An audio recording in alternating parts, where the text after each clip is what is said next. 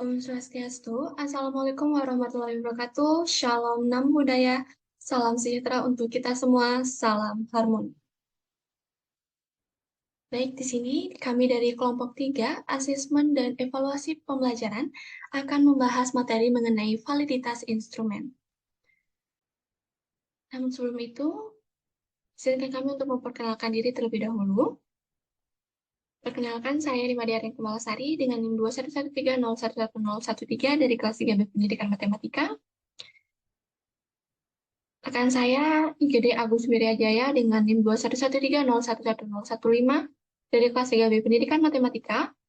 Niluh Putu Ayun Intan Swaningsih dengan NIM 21130111028 dari kelas 3B Pendidikan Matematika.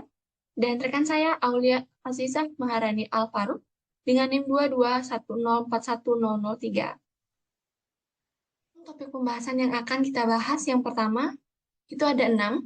Pertama ada pengertian validitas, 2 jenis-jenis validitas, yang ketiga perhitungan validitas isi, validitas butir soal dan validitas item test, yang kelima ada validitas butir atau validitas item non-test, dan yang terakhir yaitu faktor-faktor yang mempengaruhi validitas. Kita masuk ke bagian topik pembahasan yang pertama, yaitu pengertian dari validitas.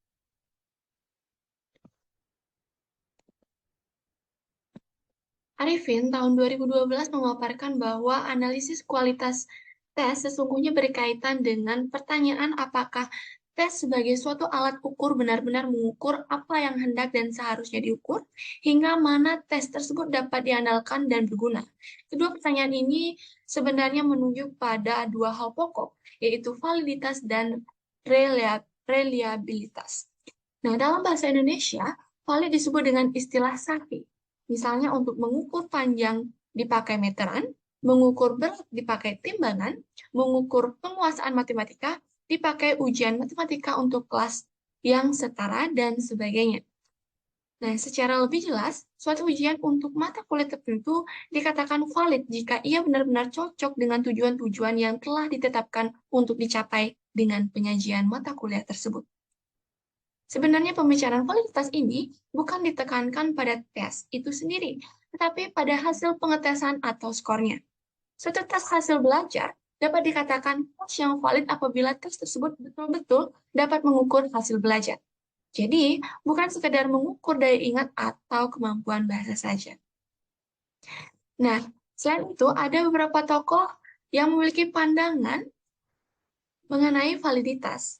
Nah, adapun pemikiran dari tokoh tersebut, yang pertama itu dari Sudaryono tahun 2012 menyatakan bahwa validitas atau kesahihan berasal dari kata validity, yang berarti sejauh mana ketetapan dan kecermatan suatu alat ukur dalam melakukan fungsi ukurnya. Dengan kata lain, validitas adalah suatu konsep yang berkaitan dengan sejauh mana tes telah mengukur apa yang seharusnya diukur. Yang selanjutnya itu ada dari Surapranata tahun 2004, menyatakan bahwa validitas adalah suatu konsep yang berkaitan dengan sejauh mana tes telah mengukur apa yang seharusnya diukur. Dalam teori skor murni klasikal, pengertian validitas dapat dinyatakan sebagai sejauh mana skor tampak atau skor perolehan mendekati besar skor murni. Skor tampak tidak akan sama dengan skor murni, kecuali alat ukur yang bersangkutan mempunyai validitas yang sempurna. Semakin skor perolehan mendekati skor murni, maka semakin tinggi validitas, dan sebaliknya. Semakin rendah validitas, maka semakin besar perbedaan skor perolehan dan skor murni. Yang ketiga yaitu ada dari Aswar tahun 2012, menyatakan bahwa validitas berasal dari kata validity yang mempunyai arti sejauh mana akurasi suatu tes atau skala dalam menjalankan fungsi pengukurannya. Yang keempat, itu ada Scarvia B.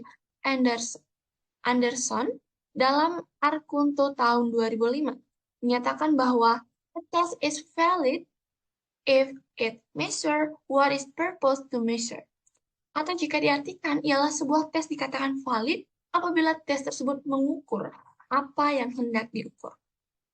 Selanjutnya itu yang kelima ada Purwanto tahun 2013 yang menyatakan bahwa validitas atau kesahihan adalah kualitas yang menunjukkan hubungan antara suatu pengukuran atau diagnosis dengan arti atau tujuan kriteria belajar atau tingkah laku. Nah, berdasarkan paparan-paparan tersebut, maka dapat dinyatakan bahwa validitas atau kesahihan adalah relevansi, kecocokan, atau kesesuaian alat evaluasi dengan fungsi evaluasi dan sasaran evaluasi. Menurut Grunlund dalam Fatinah tahun 2013, menyebutkan bahwa jika kita berpikir tentang validitas dalam kaitannya dengan tes, hal-hal yang perlu dipertimbangkan adalah sebagai berikut. Yang pertama, itu ada validitas menunjuk pada kelayakan interpretasi yang dibuat berdasarkan skor hasil tes yang berkaitan dengan penggunaan tertentu, bukan terhadap instrumen atau tes tersebut.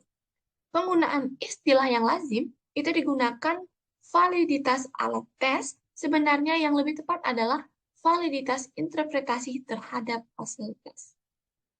Yang kedua, itu ada validitas adalah masalah kadar, matter of degree. Sehingga perlu dihindari pemikiran bahwa sebuah hasil tes itu valid atau tidak valid, melainkan ada validitas yang sempurna, ada yang sedang, dan ada pula yang rendah. Nah, yang ketiga itu ada validitas berkaitan dengan penggunaan khusus, karena tidak ada satu tes pun yang valid untuk semua tujuan. Oleh karena itu, penilaian terhadap validitas tes harus berkaitan dengan tujuan penggunaan hasil tes itu. Selanjutnya, kita masuk ke pembahasan yang kedua, yaitu jenis-jenis validitas. Nah, jenis-jenis validitas. Fatinah tahun 2013 menjelaskan bahwa secara konvensional memang dikenal adanya beberapa jenis validitas. Sedangkan secara konseptual, validitas pada hakikatnya bersifat tunggal atau unitary concept, tidak berjenis-jenis. Nah, bisa dilihat pada slide bahwa di sana terdapat suatu gambar yang menyatakan bahwa validitas itu terdiri dari dua. Ada validitas teoritik atau logik, dan yang kedua itu ada validitas empirik. Nah, yang pertama untuk validitas teoritik atau logis. Nah, istilah validitas logis itu mengandung kata logis yang berasal dari kata logika yang berarti penalaran. Validitas jenis ini juga disebut sebagai validitas tes secara rasional. Validitas logis adalah validitas yang diperoleh atas dasar hasil pemikiran. Hasil yang diperoleh dengan berpikir secara logis. Nah, hal ini dikemukakan oleh Sujana tahun 2009. Dengan makna demikian, maka suatu tes hasil belajar dapat dikatakan telah memiliki validitas teoritik atau logis apabila setelah dilakukan penganalisan atau penganalisisan secara rasional atau logis ternyata bahwa tes hasil belajar itu memang dengan tepat telah dapat mengukur apa yang seharusnya diukur. Terdapat 3 macam validitas logis yang dapat dicapai oleh sebuah instrumen, yaitu validitas isi, validitas muka, dan validitas konstruksi. Yang pertama, ada validitas isi atau content validity. Validitas isi dari suatu tes hasil belajar adalah validitas yang diperoleh melalui penganalisisan, penelusuran, serta pengujian terhadap isi yang terkandung dalam tes hasil belajar tersebut. Validitas jenis ini sering digunakan dalam pengukuran hasil belajar.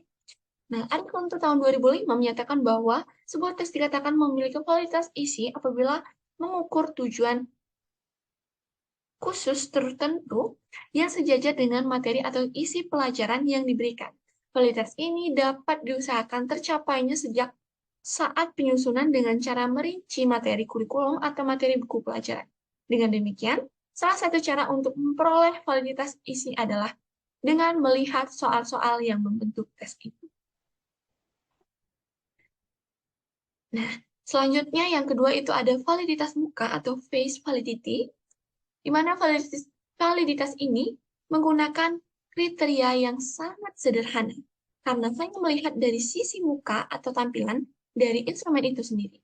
Artinya, jika suatu tes secara sepintas telah dianggap baik untuk mengungkap fenomena yang akan diukur, maka tes tersebut sudah dapat dikatakan memenuhi syarat validitas permukaan sehingga tidak perlu lagi adanya judgment yang mendalam. Dikarenakan face validity didasarkan pada penilaian terhadap format penampilan atau appearance test, maka seringkali face validity dikategorikan sebagai tipe validitas yang paling rendah signifikasinya, sehingga validitas ini tentu tidak menjadi hal yang perlu dirisaukan apabila suatu tes telah terbukti valid lewat pengujian validitas tipe lain yang lebih dapat diandalkan. Yang ketiga itu ada validitas konstruksi atau construct validity, di mana studi Juno tahun 2015 menyatakan bahwa suatu tes hasil belajar dapat dinyatakan sebagai tes yang telah memiliki validitas konstruksi apabila tes hasil belajar tersebut ditinjau dari segi susunan, kerangka, atau rekaannya secara tepat mencerminkan suatu konstruksi. Konstruksi dalam pengertian ini bukanlah susunan seperti yang dijumpai dalam teknik, melainkan merupakan rekaan psikologis, yaitu suatu rekaan yang dibuat oleh para ahli ilmu jiwa yang dengan suatu cara tertentu merinci isi jiwa atas beberapa aspek seperti ingatan atau pengetahuan, pemahaman, aplikasi, dan seterusnya. Selanjutnya, bagian kedua dari validitas itu ada validitas empirik atau empirical validity. Istilah validitas empirik memuat arti empiris yang artinya pengalaman. Dan sebuah instrumen dapat dikatakan memiliki validitas empiris apabila sebuah validitas empiris itu sudah diuji dari pengalaman. Validitas empiris itu tidak dapat diperoleh hanya dengan menyusun instrumen berdasarkan ketentuan, seperti halnya validitas logis, tetapi harus dibuktikan melalui pengalaman.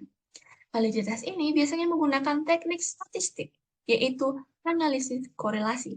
Hal ini disebabkan validitas empiris mencari hubungan antara skor tes dengan suatu kriteria tertentu yang merupakan suatu tolak ukur di luar tes yang bersangkutan. Namun, kriteria ini harus relevan dengan apa yang akan diukur. Untuk dapat menentukan apakah tes hasil belajar sudah memiliki validitas empirik atau belum, dapat dilakukan penelusuran dari dua segi, yaitu segi daya ketepatan meramalnya yaitu atau predictive validity, dan juga dari segi daya ketepatan bandingnya, yaitu concurrent validity. Nah, yang pertama, untuk validitas bandingan atau concurrent validity, dari studi Juno tahun 2015 menyatakan bahwa suatu tes dikatakan memiliki validitas bandingan apabila tes tersebut dalam kurun waktu yang sama dengan secara tepat telah mampu menunjukkan adanya hubungan yang searah antara tes pertama dengan tes berikutnya. Nah, validitas bandingan juga sering dikenal dengan istilah validitas sama saat sebab validitas tes atau validitas ada sekarang. Dalam membandingkan hasil sebuah tes, maka diperlukan suatu kriteria atau alat banding, yakni hasil tes. Jika hasil tes yang ada sekarang ini mempunyai hubungan searah dengan hasil tes berdasarkan pengalaman yang lalu, maka tes memiliki karakteristik seperti itu dapat dikatakan telah memiliki validitas bandingan. Misalnya saja, seorang guru ingin mengetahui apakah tes sumatif yang disusun sudah valid atau belum. Untuk itu, diperlukan sebuah kriteria masa lalu yang sekarang datanya dimiliki, seperti nilai ulangan harian atau nilai ulangan sumatif yang lalu. Yang kedua, itu ada validitas ramalan atau predictive validity. Seringkali mengenal istilah ramalan, maka di dalamnya akan terkadang pengertian mengenai sesuatu yang akan terjadi di masa mendatang atau sesuatu yang pada saat sekarang ini belum terjadi dan mungkin akan terjadi di waktu mendatang. Apabila istilah ramalan itu dikaitkan dengan validitas, maka validitas ramalan suatu tes dimaksudkan sebagai kriteria standar yang digunakan untuk meramalkan prestasi belajar murid di masa yang akan datang. Nah, dengan kata lain, validitas prediktif dimaksudkan melihat sejauh mana suatu tes dapat mempraktikkan atau memperkirakan perilaku peserta didik pada masa yang akan datang. Itu telah disampaikan oleh Arifin tahun 2012. Untuk mengetahui apakah suatu tes hasil belajar dapat dinyatakan sebagai tes yang telah memiliki validitas ramalan atau belum, dapat ditempuh dengan cara mencari korelasi antara tes hasil belajar yang sedang diuji validitas ramalannya dengan kriteria tertentu. Jika kedua variabel tersebut terdapat korelasi positif yang signifikan, maka tes hasil belajar yang sedang diuji, validitas ramalannya dapat dinyatakan sebagai tes validitas belajar yang telah memiliki daya ramalan yang tepat, yang artinya apa yang diramalkan tersebut benar-benar terjadi secara nyata dalam praktek. Untuk pembahasan selanjutnya akan dijelaskan oleh Thomas. Baik, di sini saya akan menjelaskan materi mengenai perhitungan validitas isi. Validitas isi adalah validitas yang diestimasi lewat pengujian terhadap kelayakan atau relevansi isi tes melalui analisis rasional oleh panel yang berkompeten atau melalui penilaian ahli. Nah, salah satu tujuan validitas isi ini dilakukan yaitu untuk memastikan apakah isi kuesioner yang telah dilaksanakan sudah sesuai dan relevan dengan tujuan pembelajaran. Nah, jadi singkatnya, apakah produk bahan ajar, media pembelajaran atau metode pembelajaran yang kita buat sudah memiliki kelayakan. Nah, kemudian bahan ajar, media pembelajaran atau metode pembelajaran tersebut akan dinilai atau divalidasi oleh ahli di bidang tersebut. Nah, dalam menghitung koefisien validitas isi, ada dua cara yang akan digunakan, yaitu yang pertama, menghitung koefisien validitas isi menurut Aikens-V, kemudian yang kedua, menghitung koefisien validitas isi menurut Lewis CVR. Nah, menurut Aikens tahun 1985 merumuskan formula Aikens-V untuk menghitung konten validity coefficient yang didasarkan pada hasil penilaian dari panel ahli sebanyak N orang terhadap suatu item dari segi sejauh mana item tersebut mewakili kontrak yang diukur. Nah, jadi pada Aikens dalam artikelnya pada tahun 1985 itu mengungkapkan sebuah rumus bagaimana caranya mencari koefisien validitas dari suatu produk. Nah, formula yang akan diajukan oleh Aikens adalah sebagai berikut dalam Aswar tahun 2012 pada halaman 113. Nah, adapun rumus yang digunakan untuk mencari koefisien validitas isi yaitu V sama dengan sigma S per N dikali dalam kurung C dikurang 1 dengan sigma S nya itu adalah total selisih, kemudian N itu adalah jumlah penilai atau ahli, kemudian C itu adalah angka penilaian validitas tertinggi. Nah, kemudian cara mencari selisihnya yaitu mengurangkan R dikurangi dengan L0, dengan R itu adalah angka yang diberikan oleh penilai, kemudian L0 itu adalah angka penilaian validitas yang terendah. Nah, adapun contoh kasusnya itu sebuah skala yang terdiri dari 5 item dalam tes dinilai oleh 7 orang ahli mengenai relevansinya. Rentang nilai yang diberikan adalah 1 itu nilai terendah dan 5 adalah nilai tertinggi, sehingga didapatkan N sama dengan 7, L0 sama dengan 1, dan C sama dengan 5. Nah, adapun tabel penilaian yang diberikan ahli pada tes tersebut dapat dilihat pada slide. Nah, langkah pertama yang dilakukan yaitu mencari selisihnya dengan mengurangkan nilai yang diberikan oleh penilai dikurang nilai validitas yang terendah, sehingga didapatkan selisih pada tabel berikut.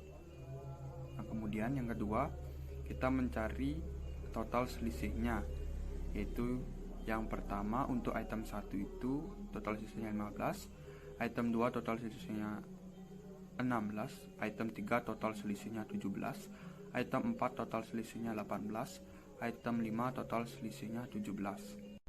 Nah, kemudian didapatkan nilai koefisien validitas untuk item 1 yaitu 0,536, item 2 0,571, item 3 0,607, item 4 0,643, dan item 5 0,607. Nah, nilai V untuk item 1 itu diperoleh dari V sama dengan 15/7 dikali dalam kurung 5 dikurang 1. Dan untuk item 2 itu didapatkan dari V sama dengan 16/7 dikali dalam kurung 5 dikurang 1. Begitu juga seterusnya untuk item 3, 4, dan 5. Nah, nilai koefisien Huygens V berkisar antara 0 sampai 1, sehingga untuk nilai koefisien validitas item 1 sampai dengan item 5 ini sudah dapat dianggap memiliki validitas isi yang memadai. Nah, kemudian yang kedua, menghitung koefisien validitas isi menurut Lowes CVR. Lowes CVR atau Content Validity Ratio adalah salah satu metode yang digunakan secara luas untuk mengukur validitas isi.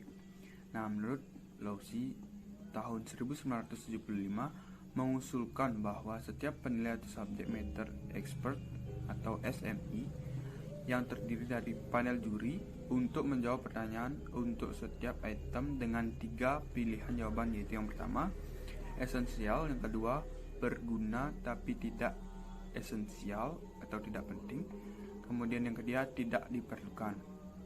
Nah, menurut Lowes, jika lebih dari setengah panelis menunjukkan bahwa item itu penting atau esensial, maka item tersebut memiliki setidaknya validitas isi. Nah, adapun rumus yang diajukan oleh Lowes yaitu CVR sama dengan NE dikurang N/2 per N/2, dengan NE adalah jumlah anggota panelis yang menjawab penting, kemudian N adalah jumlah panelis. Selanjutnya adapun contoh kasusnya, yaitu seorang peneliti ingin menguji validitas isi dari satu item pernyataan pada kuesioner sebuah skala yang terdiri dari 5 item.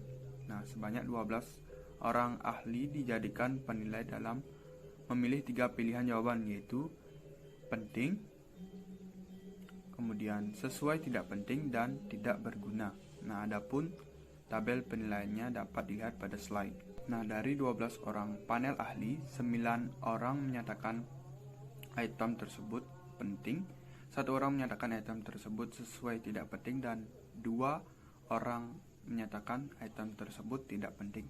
Maka dari data tersebut dapat dihitung menggunakan CVR, yaitu sebagai berikut. CVR sama dengan NE dikurang N/2 per N dikurang 2, sehingga didapatkan 12 dikurang 12/2 per 12/2, sehingga didapatkan 0,500. Nah, formula ini menghasilkan nilai-nilai yang berkisar dari positif 1 sampai dengan negatif 1. Nilai positif menunjukkan bahwa setidaknya setengah panelis atau SME menilai item sebagai penting atau esensial. Nah, semakin besar CVR dari 0, maka semakin penting dan semakin tinggi validitas isinya. Nah, maka dari itu, contoh kasus di atas mendapatkan nilai CVR adalah 0,500, yang artinya item tersebut yang digunakan sudah memenuhi validitas isi yang baik. Baik, sebelumnya perkenalkan saya Niluputu Ayu Intan Suharningsih dengan NIM 2113011028. Di sini saya akan menerangkan materi mengenai validitas butir soal dan validitas item tes. Validitas butir soal berguna untuk butir-butir soal yang menyebabkan soal secara keseluruhan menjadi jelek karena memiliki validitas yang rendah. Validitas butir soal menunjukkan kesesuaian antara fungsi soal dengan fungsi tes secara keseluruhan. Validitas item berguna untuk mengetahui validitas item jika mempunyai dukungan besar terhadap skor total. Butir soal atau item dikatakan valid apabila mempunyai dukungan yang besar terhadap skor total. Penganalisasian butir soal atau tes biasanya dilakukan dengan menghitung koefisien korelasi antara skor butir dengan skor total sehingga memperoleh R hitung. Setelah itu, bandingkan R hitung dengan nilai kritis yaitu R tabel yang memenuhi kriteria sebagai berikut. Yang pertama, butir soal dinyatakan valid jika R hitung lebih besar dari R tabel. Yang kedua, butir soal dinyatakan tidak valid jika R hitung kurang dari tabel. Validitas butir soal objektif korelasi poin biserial adalah produk momen yang diterapkan pada data di mana variabel-variabel yang dikorelasikan sifatnya masing-masing berbeda antara satu sama lain. Adapun rumusnya yaitu RPBI sama dengan MP dikurang MT per ST dikali dengan akar P per Q, di mana dengan keterangan MP yaitu rata skor dari subjek yang menjawab betul bagi item yang dicari validitasnya, MT yaitu rata skor total, ST yaitu standar deviasi dari skor total proporsi, P yaitu proporsi siswa yang menjawab benar, dan Q yaitu proporsi siswa yang menjawab salah. Selanjutnya yaitu validitas butir soal uraian.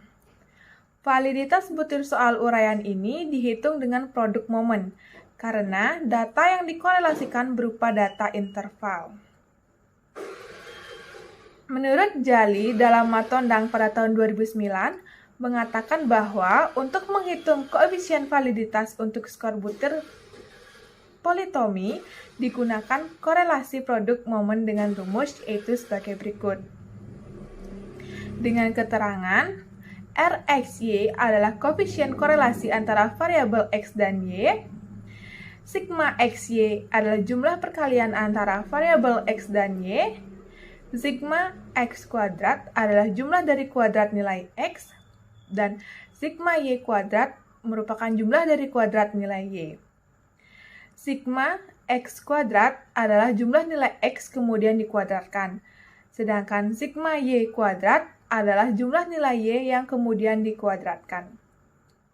Selanjutnya, nilai R hitung dibandingkan dengan R tabel. Jika hasil R hitung lebih kecil dibandingkan dengan L tabel, maka butir soal tersebut tidak valid. Tapi, jika R hitung lebih besar dari L tabel, maka butir soal tersebut valid. Baik, selanjutnya yaitu validitas butir atau validitas item non-test. Nah, untuk instrumen non-test ini bisa berupa sikap atau kuesioner yang datanya bersifat politomi atau kontinum dari 0 sampai 10. Nah, untuk menghitungnya menggunakan rumus korelasi produk momen, di mana rumusnya Rx sama dengan N sigma XY dikurangi sigma X dikali dengan sigma Z. Kemudian dibagi akar dari N sigma X kuadrat dikurangi sigma X kuadrat, kemudian dikali dengan N sigma Y kuadrat dikurangi dengan sigma Y kuadrat. Untuk keterangannya yaitu RXY merupakan koefisien korelasi antara variabel X dan Y. Kemudian sigma XY merupakan jumlah perkalian dari X dengan Y.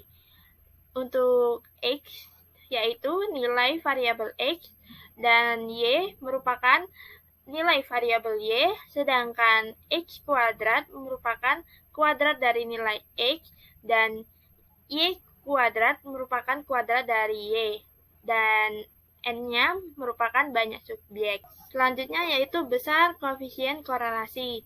Misal nih, nilainya di antara 0,800 sampai dengan 1, maka itu artinya sangat tinggi. Jika nilainya di antara 0,600 sampai dengan 0,800 itu artinya tinggi, dan sebagai berikut. Hingga antara 0,0 sampai dengan 0,200 artinya sangat rendah. Selanjutnya yaitu faktor-faktor yang mempengaruhi validitas. Ada beberapa faktor yang mempengaruhi validitas secara garis besar, yaitu ada faktor dari dalam tes, kemudian ada faktor dari administrator dan skor, serta ada faktor dari jawaban siswa. Yang pertama yang akan kita bahas yaitu faktor dari dalam tes, di mana terdapat beberapa faktor penyebabnya. Yang pertama yaitu pernyataan atau arahan yang kurang jelas maknanya. Siswa akan menjawab salah bukan karena mereka tidak memahami konsep dari soal tersebut, tetapi karena tidak kejelasan soal tersebut. Yang kedua, terdapat kata-kata yang digunakan terlalu sulit. Nah, di sini kata-kata yang digunakan kurang dikenal oleh siswa dan juga struktur kalimatnya yang digunakan terlalu berbelit-belit. Yang ketiga, yaitu penyajian soal yang terlalu sulit mengakibatkan hasil yang didapatkan kurang maksimal. Di mana jika soalnya terlalu sulit, maka hasil yang akan didapatkan jelek. Begitupun sebaliknya, jika penyajian soalnya terlalu mudah, maka siswa akan mendapatkan nilai baik dengan gampang. Yaitu jumlah item tes terlalu sedikit, maka tidak bisa mewakili sampel materi pembelajaran. Yang kelima, yaitu jawaban masing-masing item evaluasi bisa diprediksi siswa. Biasanya hal ini terjadi pada soal tipe objektif. Seringkali kalimat yang disajikan memberikan petunjuk pada jawaban yang benar atau tidak benar, sehingga jawaban mudah ditebak tanpa harus memahami konsep yang terkandung pada soal tersebut. Yang keenam, yaitu penyajian soal hendaknya disusun dari yang mudah menuju soal yang sulit. Nah, biasanya soal-soal yang susah jika diletakkan pada nomor-nomor awal akan menghabiskan banyak waktu dan energi untuk menjawab, sehingga soal-soal yang selanjutnya tidak dikerjakan dengan baik. Yang kedua yaitu faktor yang berasal dari administrasi dan skor. Nah, faktor ini dapat mengurangi validitas tes evaluasi yang dibuat oleh guru. Beberapa contoh sumber faktor dari proses administrasi dan skor. Yang pertama, waktu pengerjaan tidak cukup bagi siswa sehingga memberikan jawaban dalam situasi tergesa-gesa.